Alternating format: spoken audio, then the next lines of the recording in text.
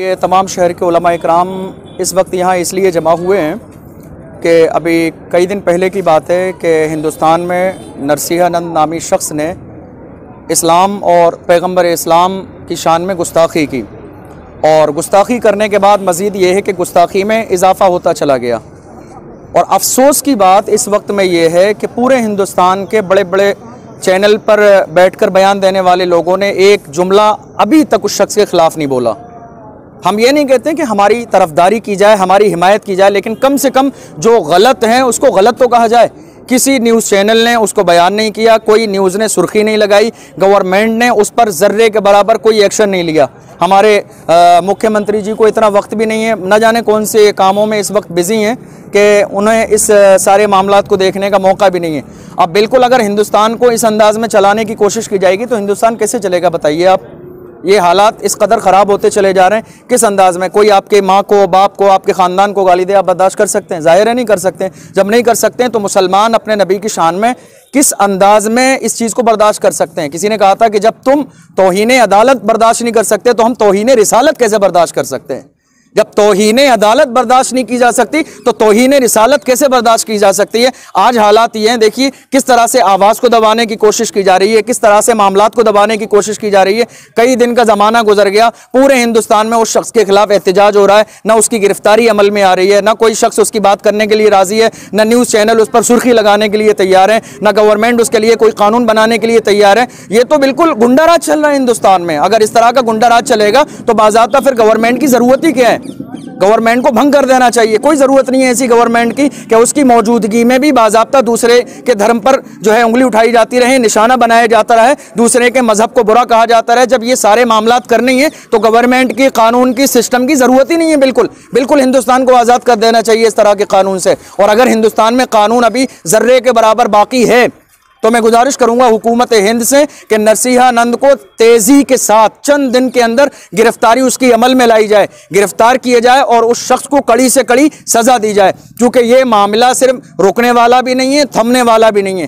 पूरे हिंदुस्तान नहीं बल्कि पूरी दुनिया के मुसलमान इस मसले पर बेदार हो चुके हैं और ज़र्रे के बराबर इसमें कोई समझौता नहीं होगा। ये तो कोरोना के ज़माना है कि जिसकी बुनियाद पर अभी चंद लोगों ने, उलमा इकराम ने मिलकर यहाँ बयान दिया है। और अगर ये कोरोना का ज़माना नहीं होता या प्रशासन की गाइडलाइन का मसला नहीं होता तो आप ये समझ लीजिए कि लाखों की तादाद में इस वक्त लोग रोडों पर होते, लाखों की तादाद में। लेकिन चूंकि ये सिर्फ कोरोना का ज़माना है, उसका लिहाज करते हुए हमने बहुत सारी चीज़ों को लोगों को भी समझाया है। बहुत ज़्यादा शोर शराबा भी नहीं हुआ, लेकिन लोगों के जज्बात इतनी आसानी के साथ थमेंगे नहीं।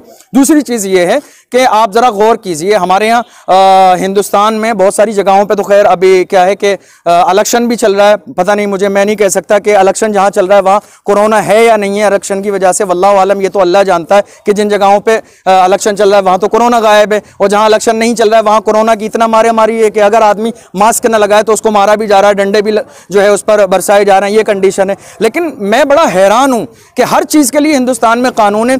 एक जुमला बोलने के लिए, मास्क ना लगाने के लिए, सोशल डिस्टेंसिंग ना करने के लिए, सैनिटाइजर ना करने के लिए, भीड़ जमा करने के लिए, शादी में, बारात में जो है या धार्मिक जगहों पर भीड़ जमा करने के लिए, हर चीज़ के लिए हिंदुस्तान में इस वक्त में कानून बना हुआ है। हमारे मुख्यमंत्री जी ने बनाया, मुख्तलिफ ज़िले के कलेक्टरों ने बनाया, ये सारी चीज़ें चल रही हैं, बहुत अच्छी बात है। लेकिन क्या हमारी गवर्नमेंट के पास कोई ऐसा कानून नहीं है कि मास्क से मुंह खुले तो डंडे मारे जा रहे हैं और ये बिल्कुल बेलगाम घोड़ों की तरह इधर उधर मुंह चला रहे हैं, बिल्कुल बकवास कर रहे हैं। आपने भी मास्क नहीं लगाया? मैंने मास्क नहीं लगाया बोलने के लिए। आप मुख्यमंत्री जी नरेंद्र मोदी जी की स्पीच देख लीजिए, अमित शाह की स्पीच देख लीजिए, योगी जी की, किसी के ऊपर मास्क नहीं है। चूंकि बोलने में दुश्वारी होती है, ये कोई एतराज वाला मुद्दा नहीं है। आपने एक बात कही कि सरकारें हिंदू मुसलमान करवाती है, आपने ये बात जी, तो कैसे?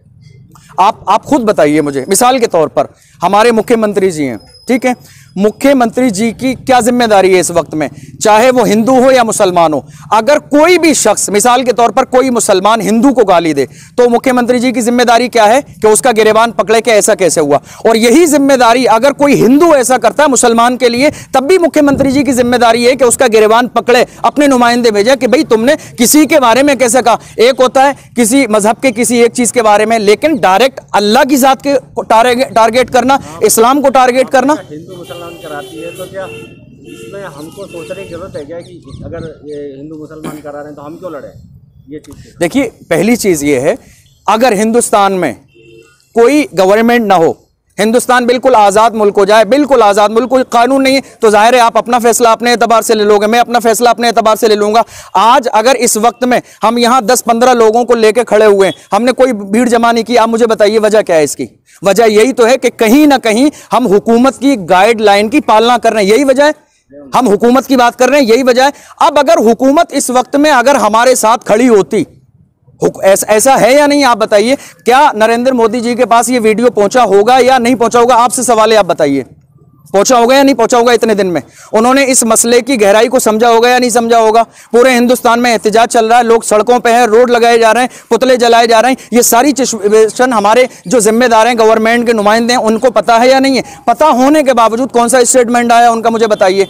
अगर मिसाल के तौर पर आपके नीचे जितने भी लोग हैं, आप जिनके सरपरस्त हैं, जिनके आप जिम्मेदार हैं, अगर वो गलती करते हैं, आप उनकी गलती पर जानते हुए तंबीह नहीं कर रहे हो, इसका मतलब कहीं ना कहीं आप उनके साथ उसमें शामिल हो या राजी हो भाई, वरना तो आपकी जिम्मेदारी है, ये आपकी जिम्मेदारी है, आपके पास पावर है, आप उस गलती को रोक सकते हो, उस बुराई को रोक सकते हो, उस गलत काम को रोक सकते हो। पावर होते हुए आप इग्नोर कर रहे हैं, पावर होते हुए आप नजरअंदाज कर रहे हैं, पावर होते हुए आप कोई स्टेटमेंट नहीं दे रहे हैं, पावर होते हुए आपका मीडिया नहीं बोल रहा है, पावर होते हुए अखबार में न्यूज नहीं आ रही, कुछ भी तो नहीं हो रहा जर्रे के बराबर, फिर आप कह रहे हैं कि आप ऐसी बात कर रहे हैं। मसला तो यह है ना कि आप सब कुछ कर सकते हैं, रोक सकते हैं, फिर भी आप तो नहीं रोक रहे हैं ना। कौन कौन रोक रहा है, आप बताइए मुझे। आपने एक बात और कही कि ये कोरोना है, नहीं तो रोडों पे रोड जाम हो जाएंगे, रोड जाम हो जाते हैं। आप खुद बताइए मुझे, आप खुद बताइए, आप इस चीज की गहराई को नहीं समझ रहे हैं कि अगर कोई किसी के प्रॉफिट को गाली दे दे, कोई नबी को गाली दे दे, कोई किसी के मजहब को गाली दे दे, कौन बर्दाश्त करेगा? आप मुझे बताइए, आपसे पूछ रहा हूं, आपसे सवाल है। अगर कोई आपकी मां को गाली दे चौराहे पे खड़े होकर,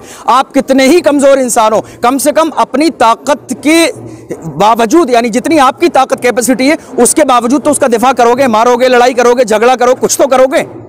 आप मुझे बताइए, जब आप अकेले तन्हा आम इंसान अपनी मां का दिफा करने के लिए, अपनी हैसियत से जान देने के लिए तैयार हो, तो जिस नबी का कलमे पढ़ने वाली पूरी कायनात मौजूद है, उस नबी को गाली दी जाए तो कैसे लोग बर्दाश्त करेंगे?